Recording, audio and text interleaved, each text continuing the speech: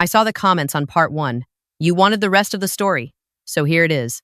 I was standing in the ICU waiting room, phone in one hand, coffee in the other, when my sister Amanda walked through the double doors with a man in a expensive suit I'd never seen before.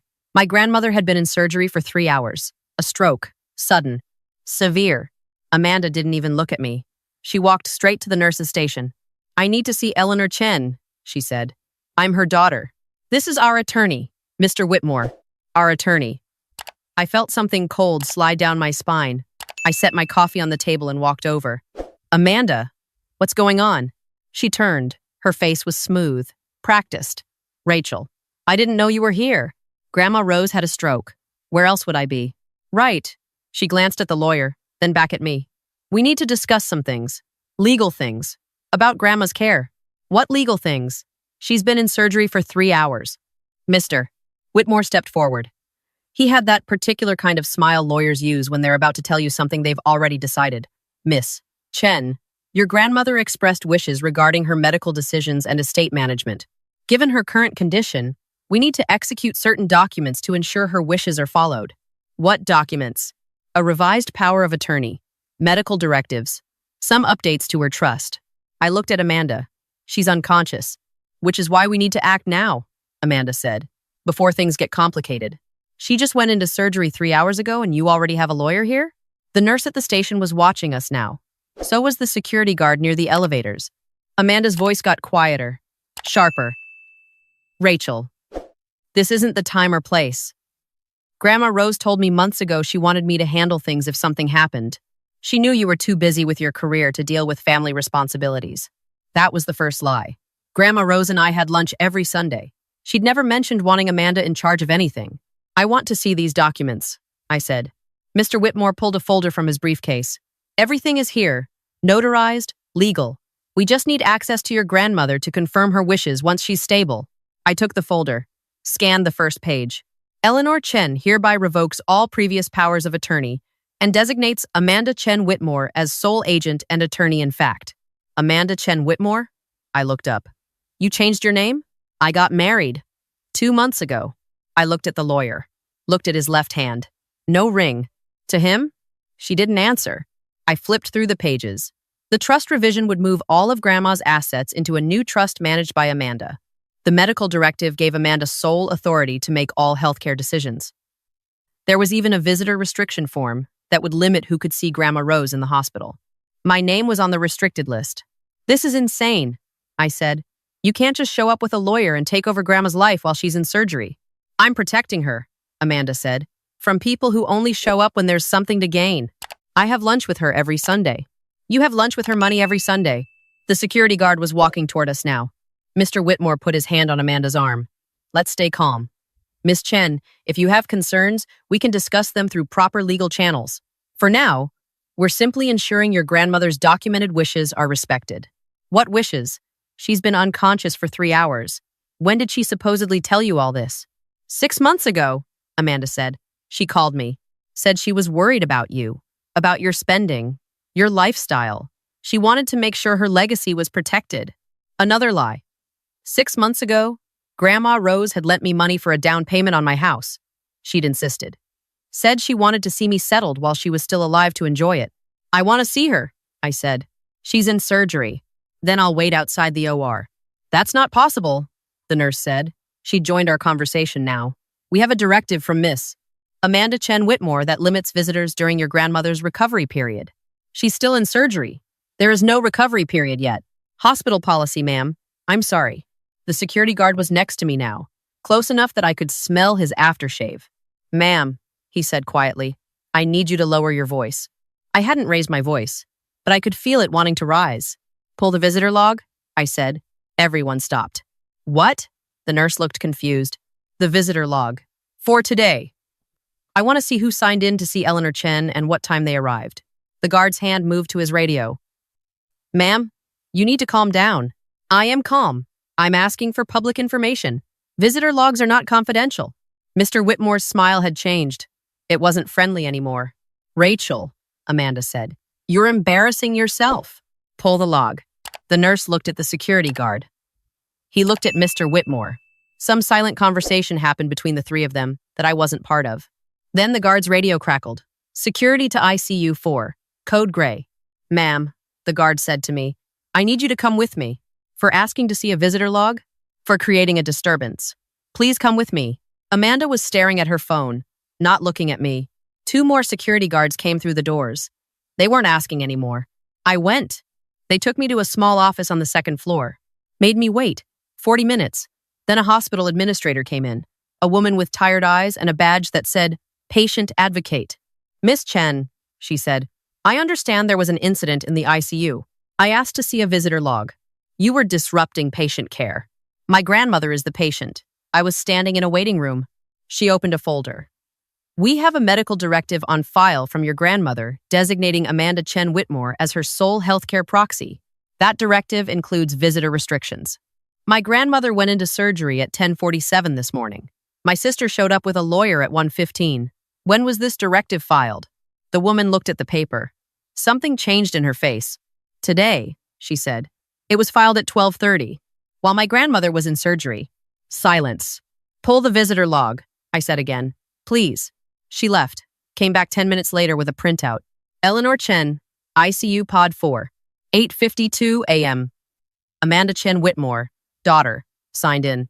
10:23 a.m.s. Rachel Chen, granddaughter, signed in. 12:30 p.m. Robert Whitmore, attorney, signed in. 1:47 p.m. Rachel Chen, escorted from premises. My grandmother's stroke happened at 10:30, I said. The paramedics called me at 10:35. I got here at 10:23 according to this log, which is impossible because I didn't get the call until 10:35. The administrator's face went very still. Amanda signed in at 8:52, I continued, almost 2 hours before Grandma's stroke. We sat there. The clock on the wall ticked. I need to make some calls, the administrator said. She left me in that office for another hour. When she came back, she had 2 people with her, hospital security director and a police detective. The detective introduced himself. Detective Morrison. He had the kind of face that had seen too many people lie. Miss Chen, he said, can you tell me what happened this morning? I told him. Everything. The phone call, racing to the hospital, finding Amanda already there, the lawyer, the documents, the visitor log that showed Amanda arriving 2 hours before the stroke that brought me there. He wrote everything down in a small notebook. Do you have any reason to believe your sister knew about your grandmother's medical emergency before it happened? I don't know how she could have, I said. Unless she was there when it happened? Was your grandmother alone this morning? She lives alone, independent living facility in Brookside, but she has a morning aide who comes at 9 a.m. Morrison wrote that down. I want you to know, the administrator said carefully, that we've placed a temporary hold on all healthcare directives filed today pending investigation. Your grandmother is still in surgery, but when she's in recovery, both you and your sister will have equal visitation rights until this is sorted out. Thank you. There's something else, Morrison said. The attorney your sister brought, Mr. Whitmore. He's not a licensed attorney in this state. We ran his name. He's a paralegal, was disbarred in Nevada 3 years ago for falsifying legal documents. The room got very cold.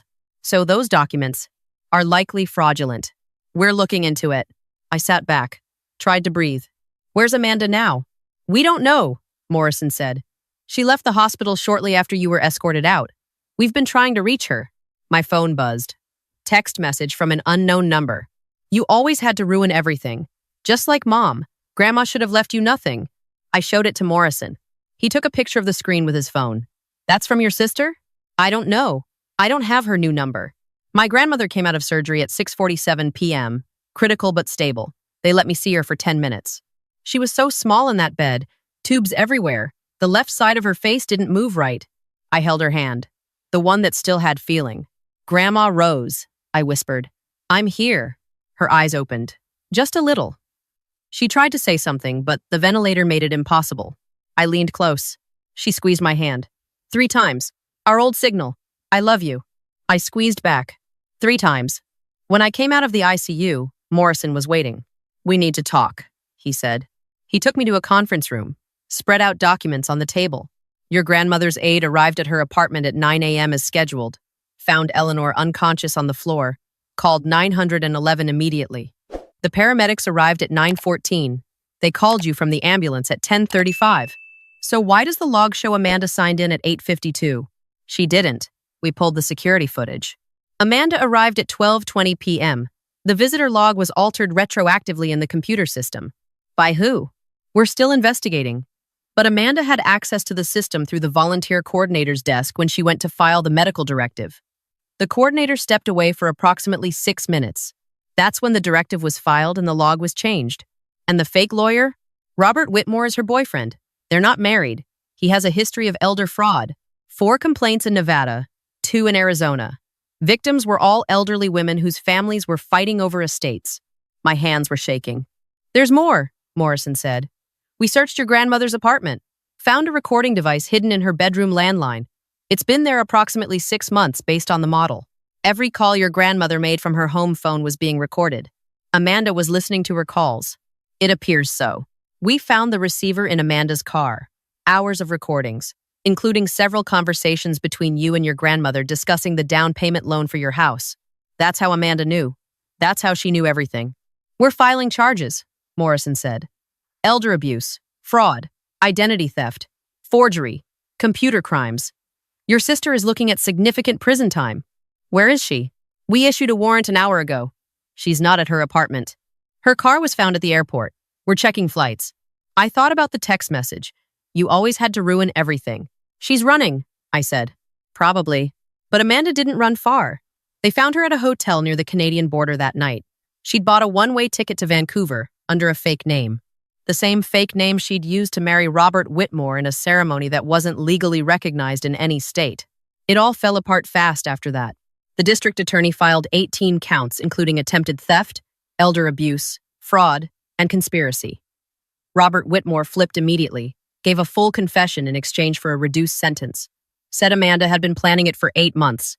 Ever since she found out Grandma Rose had updated her will to leave everything to me. The trial took 4 months. I sat through every day of it. Watched Amanda sit at the defense table in clothes our mother would have called church appropriate.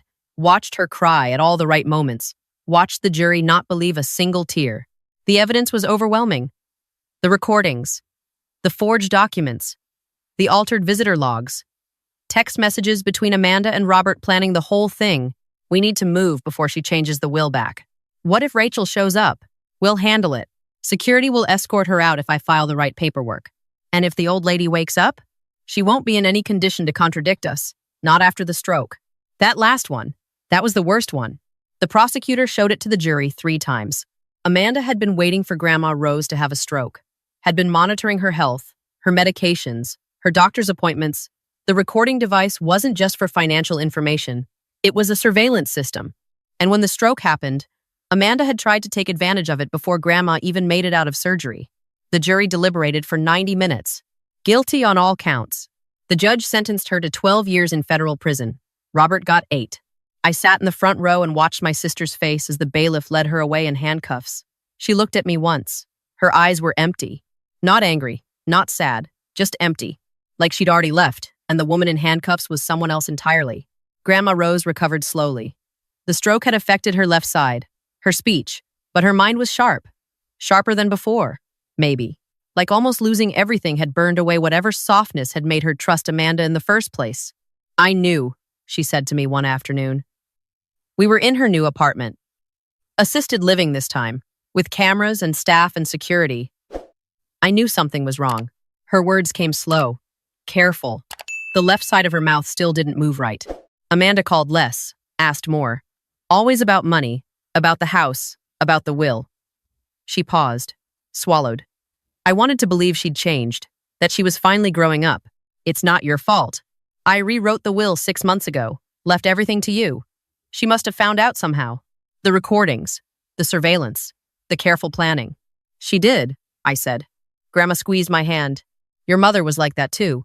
Beautiful, charming, empty inside. I thought Amanda would be different.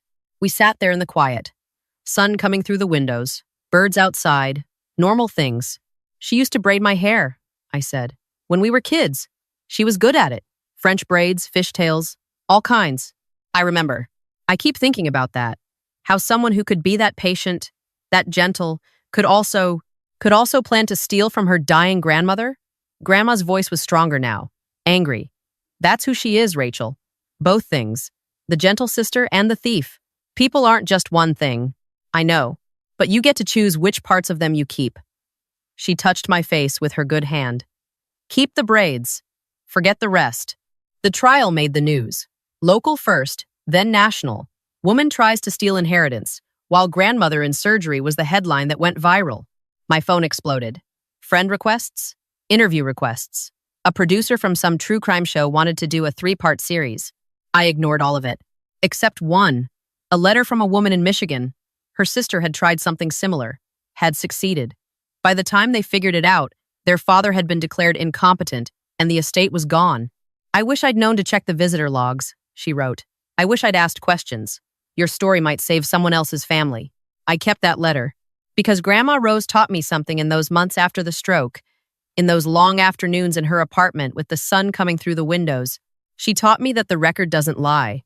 People lie. They lie with tears and smiles and promises and braided hair. They lie with legal documents and family titles and all the ways they're supposed to love you. But the record doesn't lie. Visitor logs don't lie. Security footage doesn't lie. Recorded phone calls don't lie. Bank statements and text messages and timestamps don't lie. The truth, when you write it down, when you save it, when you document it, becomes something no one can rewrite. Not with charm, not with tears, not with claims about what someone really meant or really wanted. I learned to document everything after that. Every conversation with doctors about Grandma's care, every financial decision, every visitor to her apartment.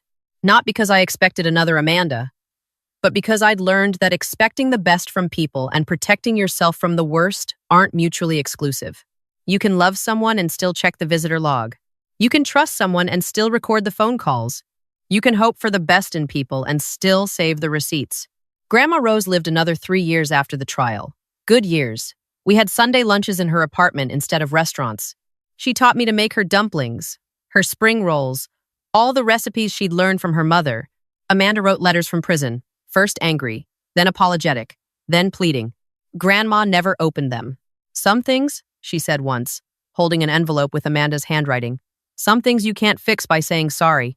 She died in her sleep on a Tuesday morning. Peaceful. The aide found her with a book open on her lap and a cup of tea on the nightstand. At the funeral, I sat in the front row alone. Friends came, neighbors, people from her church, the aide who'd been with her at the end. Amanda wasn't there, still had 8 years left on her sentence. She sent a letter, though. The prison chaplain read it at the graveside. Something about regret and forgiveness and how much she'd loved Grandma Rose. I folded it up afterward, put it in my pocket, kept it with all the other documents, the visitor logs, the trial transcripts, the recordings, the evidence of who we really were when the masks came off. Because that's the thing about family, about people, about love. It's complicated. It's messy. It's both the gentle hands braiding your hair and the same hands forging documents while your grandmother fights for her life in surgery. And the only way to protect yourself, to protect the people you love, to make sure the truth survives when everyone else is rewriting history, is to write it down. Document everything. Save the receipts. Trust the record. Because in the end, when the lawyers are gone and the tears have dried and everyone has their version of what really happened, the only thing that matters is what you can prove. And I can prove everything. See you in the next video.